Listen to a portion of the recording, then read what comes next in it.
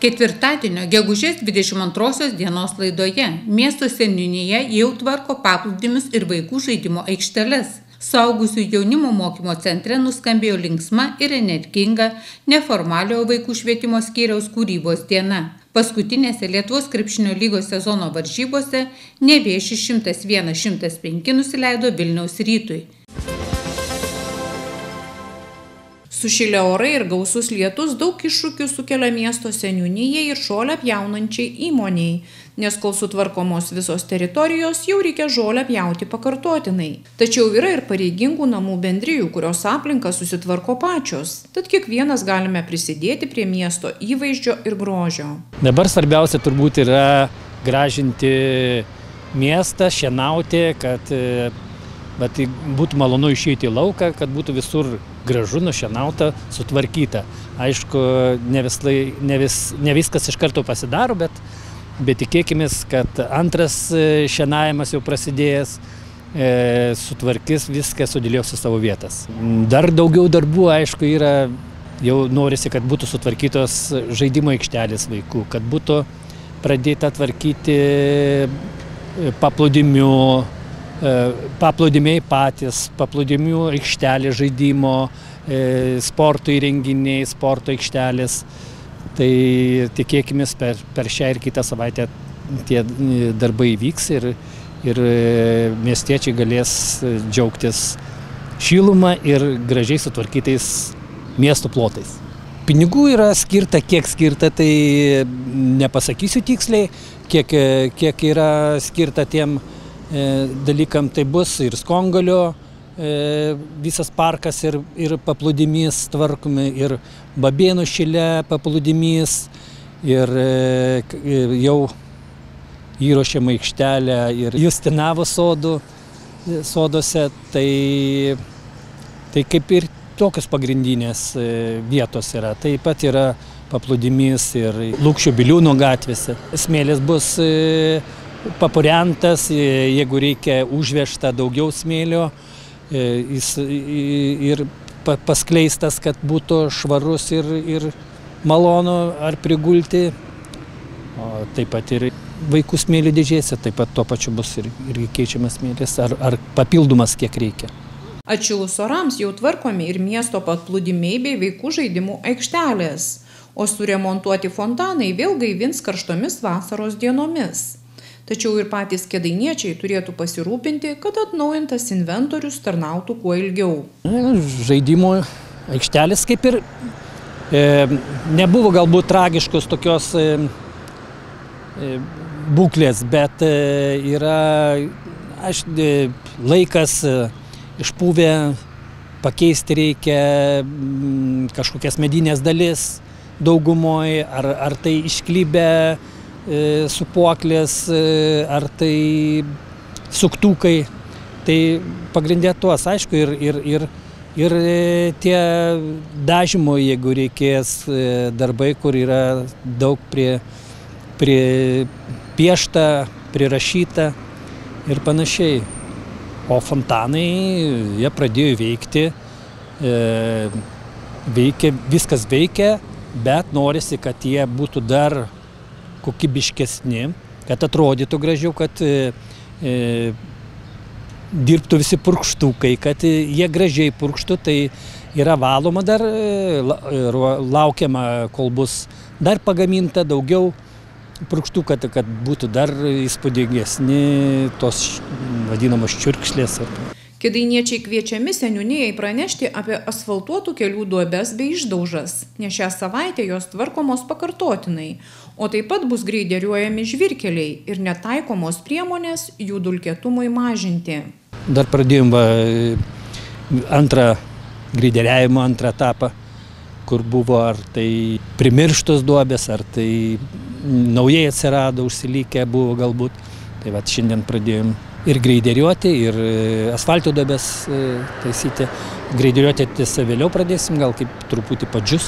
Ir paskui barstysim dulkės mažinčiai druską, kur yra numatyti plotai. Tai yra ir Bružaitės gatvėje, Pirmūnų viena atkarpa, gatvės paskui Užuovijos sodo kelias. Suplanuotos ir gatvės, kurias jau rekonstruosit, remontuosit? Pagal seniūnaičių priimtos sprendimus, tai viskas taip ir turėtų būti. Ką mes nutarim, tai ir Aušros gatvės remontas, Kosmonauto akligatvių kapitalinis remontas ir ištisiniai asfaltai. Aruodų gatvė ir dvaro bus remontuojama iki kultūros centro, kad iki atidarimo būtų. O duobės, pavyzdžiui, kaip ar patys jo žiūrit, ar gyventojai? Jeigu gyventojai informuoja, tai aišku, mes atkreipiame dėmesį ir važiuojam žiūrim, ar iš tikrųjų, jeigu pasiteisina, tai taip, mes tas duobės žiūrim, bet šiaip inžinierius važiuoja ir žiūri. Šiandien prasidėjo nuo Keleriškių, nuo kaimiškų gyvenviečių ir paskui, nes mieste yra mažiau, ten liko daugiau, tai ten taip ir darysim.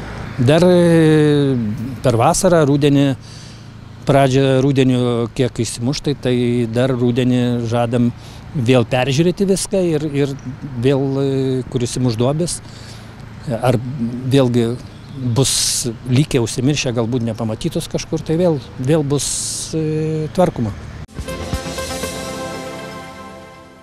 Kėdainių suaugusių ir jaunimo mokymo centre fotografijos, informatikos, kirpėjų profesijos, medžio drožybos, užsienio kalbų, robotikos, vairavimo bei sporto užsiėmimus lanko 272 jaunieji kėdainiečiai. Tai neformaliojo vaikų švietimo programos, kurios yra skirtos visiems norintiems po pamokų turiningai praleisti laiką ir daug ko išmokti. Šiais metais buvo organizuotos 9 veiklos.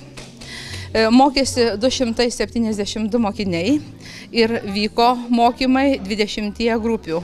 Veiklos mūsų tarsi ir tradicinės, naujo mes lyg ir nieko labai nesugalvojame, tačiau mes norime atliepti Kėdainių miesto ir rajono vaikų ir tėvų poreikius ir organizuoti tai, ko jiems reikia, kas jiems rūpi ir kokių naujų kompetencijų jie nori gauti mūsų ugdymo įstaigoje, ko negauna matyti kitose ugdymo įstaigose. Tai šiais metais tradiciškai veikė fotografijos ir menų studija, informatikų klubas, informatikos mokykla, kirpėjų studija, mažoji užsienio studija, medžio drožybos studija, robotikos klubas, sporto ir sveikatingumo klubas, taip pat vairavimo mokykla.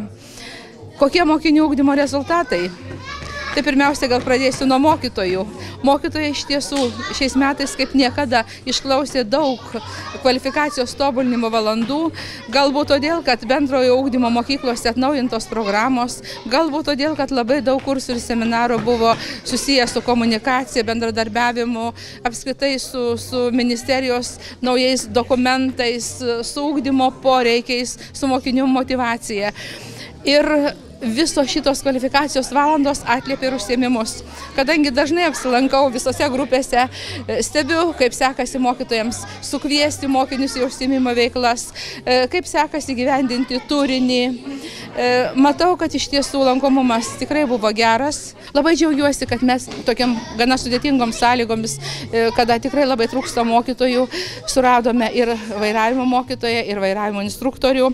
Šiuo metu jo šitas pareigas užima Gintautas Laurinaitis ir iš tiesų turime pakankamai geras grupės ir turime tikrai nemažai vaikų, jo labiau žinote, kad mokslas pas mus yra mokamas, jų veikla, jų darbai tikrai atliepia mūsų galimybės. Gaila, kad mūsų automobilis senas, aš manau, kad mes rasime galimybių, ieškosime galimybių, kaip nors įsigyti naujesnį, bet senoji tradicija, kad pas mus geras mokytojas, geri mokinių rezultatai, pasitikėjimas mokykla išliko ir iki šių dienų. Aš labai dėkinga visiems mokytojams už šios mokslo metus, už pasiektus rezultatus, už galbūt mokyklinės galimybės, iki rajoninės galimybės. Labai dėkinga mokyklos direktoriai Jolantai Pupkevičienei už pagalbą, už paramą, už tai, kad mes kartu, kad mūsų komunikacija gera ir turėdami gerą komunikaciją mes iš tiesų galim pasiekti rezultatų ir įgyti dar didesnį tėvų pasitikėjimą. Kėdainių jaunimą įvairiomis veiklomis sudomina ir konkursams ruošia kvalifikuoti pedagogai, kurie atsižvelgia į vaikų ir jaunuolių poreikius, bei lavina jų kūrybiškumą ir papildomą ugdymąsi. Aš esu fotografijos ir dailės mokytoja. Šiemet surinkau 7 grupės. 5 darželinukų ir 2 moksleivių. Mokomės fotografijos ir dailės, plastinės raiškos, kompozicijos, įvairiausių kitokių dalykų. 75 vaikai šiemet atėjo, aišku, jie šiek tiek, vieni atėjo, kiti išėjo, bet viduriukas buvo išlaikytas, dalyvavome nemažai konkursų, tame tarpe ir tarptautinių, turime 2 laureatės mergaitės, taip pat ir rajoniniuose, respublikiniuose konkursuose. O šiandien susirinkome į tradicinę kūrybos dieną, kurią jau rengiame kiekvienais metais ir toks kaip savotiškas rezultatų apibendrinimas, šventė tėveliam, vaikam, mokytojam. Turiu tokių ir veteranų, kurie tikrai labai nuo darželio laikų mokosi ir dabar jau yra gal 7 metai lanko. Yra, kurie ir ateina naujai, vis labai įvairiai. Jiem reikia bendravimo laisvės, kai kada humoro, kad būtų tas menas kaip žaidimas, kad nebūtų sunku taip kaip bendro ugdymo mokyklose, kad jie ateitų, atsipalaiduotų, pabendrautų, susirastų naujų draugų. Užimtumas didelis pas jaunimą, pas mane buvo merginos nuo 7 iki 11 klasės. Susipažįstam su plauko struktūra, išmokstam pinimo technikų, šukuosenų, susipažįstam, kas yra bendras įvaizdžio dizainas, ar ne. Ne tik tai plaukai, bet ir apranga, makijažas. Tobulina savo, kaip pasakyti, kūrybiškumą.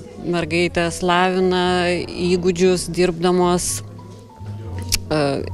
su įvairiais įrankiais, bandėm netgi dažymo metodus kelis naujoviškus, ta prasme, su purškiamais dažais, ne tik su dažais, su teptukais, ar ne, kaip tradiciškai dažo kirpyklose.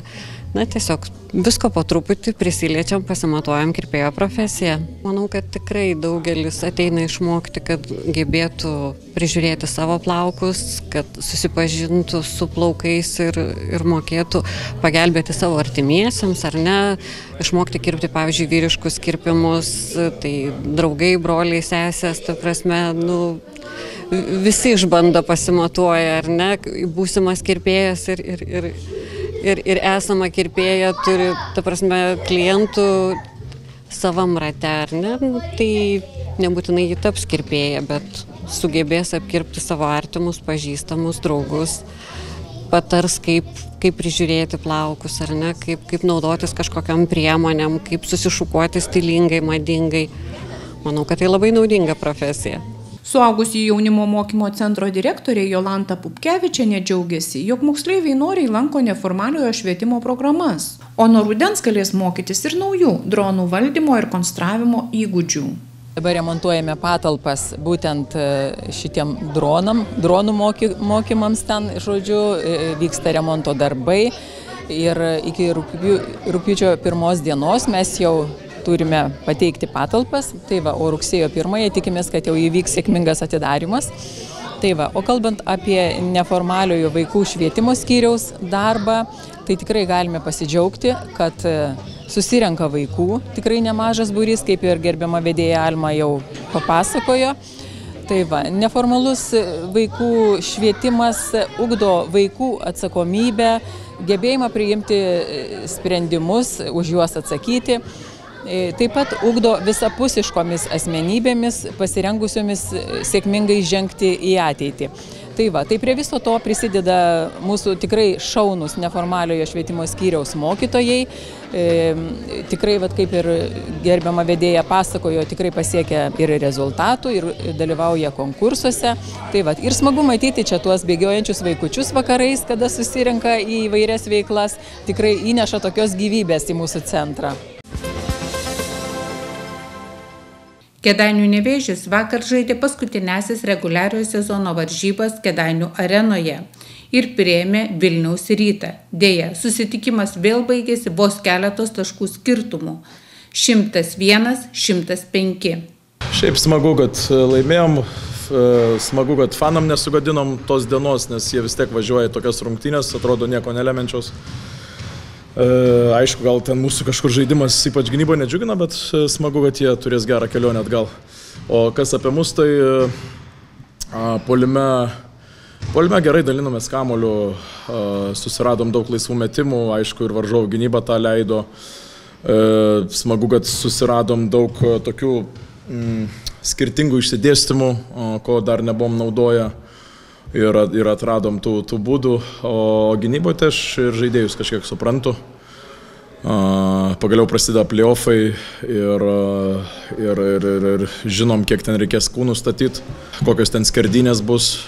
Ir manau vis tiek giliai mintise jau didžioji dalis žaidėjų buvo kaip tik tenai. Nerizikavom su Ardžiai ir Artūrui reikėjo keletą procedūrų pasidaryti, bus visi pasiruošę ir laukiam, nesulaukiam, tas ilgas sezonas buvo ir labai laukiam to starto sekmadienį. Gediminas Petrauskas po rungtynių padėkojo žaidėjams, sirgaliams už šį sezoną, kuris galbūt buvo ne toks, kokio tikėtasi, bet tikrai geras. Padėkojom komandai už sezoną, bet vėl tas turbūt grinai tokios šiandien rungtynės, kokios buvo visą sezoną. Kandžiamės šalia, bet pralaimim. Aišku, aš suprantu Ryto motivaciją, taupė žaidėjus ir taip toliau. Bet tikrai noriu padėkoti mūsų žaidėjams. Vėl Dualą bandė žaisti, tikrai negalėjo žaisti, matėm, kaip jisai bėga, nuskauda žiūrėti. Iš tikrųjų, kaip treneriui skauda širdį, kad tu turime žaidėją tokios būsenos. Bet čia kažkur tai padarėm klaidų, subirėjom fiziškai, nebuvom pasiruošę gal tom keliom traumom, kurios pradžioj buvo ir tada per tiek dienų žaisti tiek rungtynių net laikėm. Tai yra ką pagalvoti ir man, ir mūsų visam trenerių štabui. Mes tikrai viena jauniausių komandų ir tu turi praeiti tą, Gerardas turi praeiti tas klaidas savo, kad išmoktų. Žodžiu, aš galiu pasakyti jam atvykus į Lietuvą pirmą kartą į Europinį krepšinį, kad tave taip gali paspausti, tave gali taip palaikyti legaliai, taip palaikyti. Bet žodžiai yra žodžiais, jis turi ant savęs pajausti, tai aš manau, kad šitas sezonas daug ką duoda jam. Visi žaidėjai, sakau, ką galėjo, tą paliko aikštelį, ko mes ir norėjom. Mes suprantam, kad paskutintos rungtynės sezono atsisveikini su žiūrovais, norim padėkoti žiūrovam ir norim padėkoti žaidimu. Tai padėkojom kažkiek, manau, žaidimų, noriu padėkoti ir žodžiais, kad tikrai buvo geras sezonas iš tos pusės, kad ryšys labai buvo geras tarp fanų ir komandos. Nebuvom smerkiami po pralaimėjimų, palaikė, visai ką jautėm tą tokį užnugarį, kad jeigu ir nesiseka, dirbkit, stenkitės, palaikom, tai ačiū dar kartą nuo visos komandos mūsų ir sektoriui ir visiems kitiems žiūrovom, kurie palaikė per sezoną. Dar noriu aišku padėkoti visam trenerių štabui, dirbom, geri metai iš tos pusės, kad kažkokių tai neturėjom didelių problemų. Gediminas Petrauskas kalbėjo apie Lietuvai savo vardą pagarsinusi Nojų Bukauską. Mat šiose rungtynėse jis ypatingai sužibėjo, sumetė 25 taškus ir atkovojo 8 kamuolius prieš Rytą. Geras žaidėjas, džiaugiamės, mes žinot, kai yra vietinis žaidėjas, praėjęs ir sporto mokyklą žaidžia ir regionų lygoj už sporto centrą, tai tikrai džiaugiamės jo tobulėjimu, dar šiemet turėjo tokių mini traumų, kur nebuvo jo to tokio momento, nebuvo pagavęs, kad jaustųsi ritme. Ir netgi taip atviravus šiandieną labai jautė skausmą, bet žinau, kad jo mintis ir jo kalbos buvo tikrai šito šanso nepaleisiu, nes supranta, nėra Ebo, nėra Mato Vaitkaus, gausi visą platformą. Tai čia rodo labai tvirtą charakterį, ko kartais šiais laikais trūksta, kad žaidėjas jaučia kažkokį skausmą, nusiema save nuo rungtynių, nuo treniruotės. Tai Nojus parodė tą charakterį, tai rodo, kad gali toli eiti toksai dalykas. O apie patį jo žaidimą šiandien aš neturiu net ką pridurti.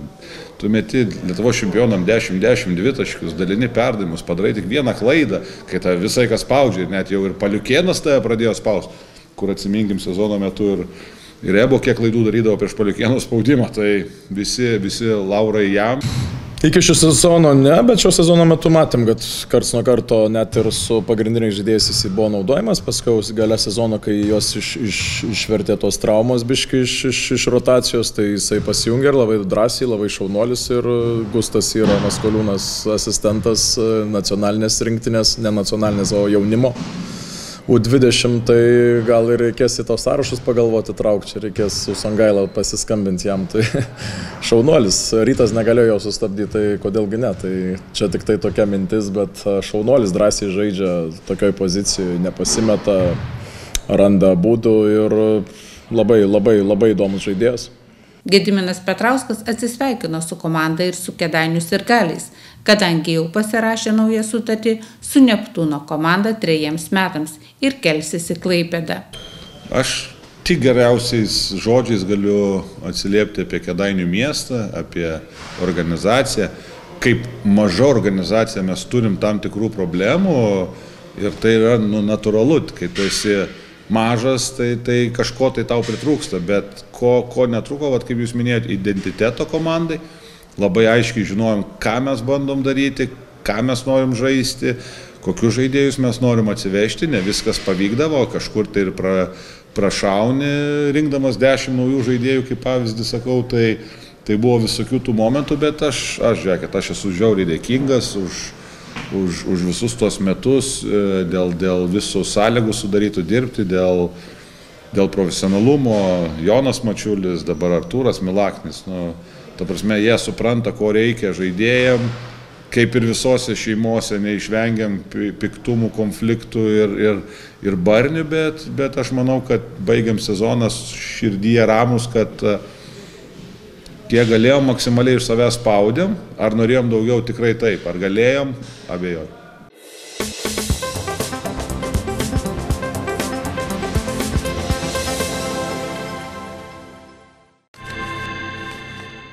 Penktadienio rinkos aikštės numeryje skaitykite, kol valdžia per mokesčių pakeitimus drastiškai tuština gyventojų kišenes, Seimo kanceliarija nemato jokio reikalo pirmiausia užsilopyti kiaurų skylių savo pačios biudžete. Šiame numeryje skaitykite apie originaliame bėgime dalyvavusi krašto ugniagesį ir su garbingu apdovanojimu grįžusias jaunasias akademijos šokėjas.